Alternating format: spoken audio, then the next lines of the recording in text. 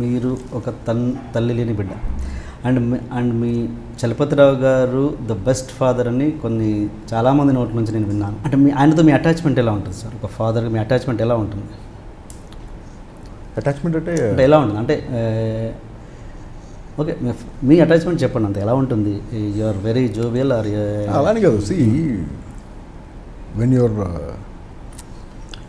Your a baby your attachment with your parents is different. మనం టీనేజర్గా ఉన్నప్పుడు మన పేరెంట్స్తో మన రిలేషన్షిప్ వేరేలాగా ఉంటుంది.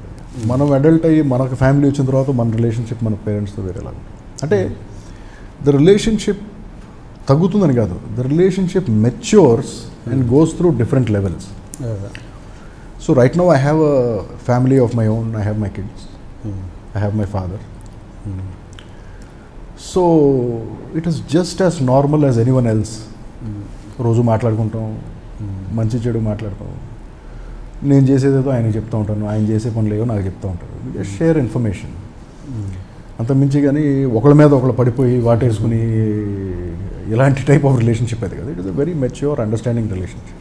Please subscribe to iDream. Please subscribe for more videos.